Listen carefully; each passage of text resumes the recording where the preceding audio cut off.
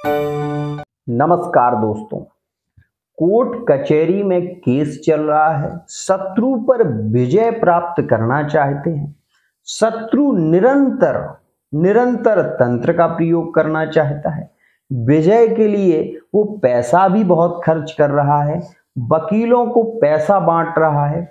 आप ये देख रहे हैं कि वो व्यक्ति जिसने आपको बहुत ज्यादा पीड़ित किया है, जिसने आपका सुख चैन छीन लिया है, ऐसे व्यक्ति को आप पीड़ित भी करना चाहते हैं और उस व्यक्ति से आप ये भी चाहते हैं कि वो आपके जीवन में कभी लौट कर भी ना आए। तो मैं आपको आज एक अद्भुत उपाय बता रहा हूं। इसको करने से आप ये देखेंगे कि वो शत्रु आपका पीछा छोड़ देगा और आप कोर्ट कचहरी के केस में विजय को प्राप्त करेंगे।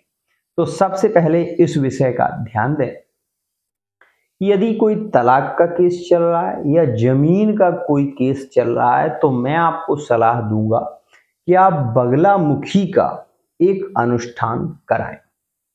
आप अनुष्ठान हमारे यहाँ से ऑनलाइन भी करा सकते हैं और आप चाहें तो माँ पीताम्बरा बगलामुखी दतिया मंदिर में आकर भी मुझसे संपर्क कर सकते हैं।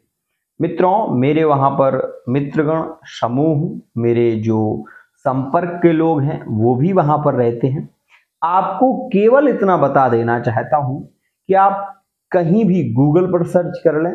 विश्व में अगर आपको कोर्ट कचहरी के केस में विजय प्राप्त करनी है तो आप मात्र बगलामुखी ही एक ऐसा मंत्र है जो अमोघ है, जिसका कोई काट नहीं है। ध्यान रखिएगा मित्रों। तो ये बात समझिए कि आपको ये उपाय करना है, केवल अमावस्या में ही आप ये कर सकते हैं। इस बात का विशेष ध्यान दें मित्रों।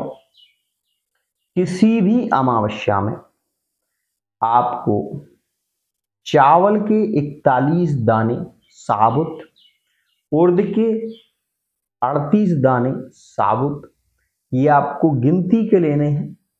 और मित्रों, इसके बाद आपको एक गड्ढा घर में या दक्षिण दिशा की ओर आपको एक गड्ढा खोदना है, जिसका इतना वो गड्ढा होना चाहिए जिसमें आपका हाथ का पंजा पूरा चला जाए।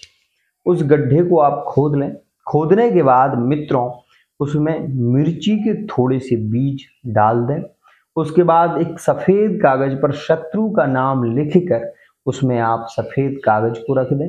उसके बाद बेरी के या किसी भी पौधे के जिसमें कांटे होते हैं, कांटे नहीं मिलते तो आप 5 कीलें उसमें डाल दें और उसके बाद थोड़ा सा दही, थोड़ा सा सिंदूर उसमें डाल दें।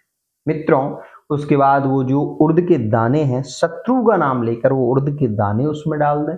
उसके बाद जो चावल आपने लिए हैं वो आप 41 दाने चावल के शत्रु का नाम लेकर डाल दें। मित्रों, इसके बाद एक नींबू को काटें और काटने के बाद में शत्रु का नाम लेकर दोनों हाथों से दक्षिण दिशा की ओर मुख करके उसको आप ऐसे करके उसका पानी उसमें बहा दें। बहाने के बाद मित्रों, उसके ऊपर आप सबसे पहले आपको एक पत्थर उसके ऊपर रखना है।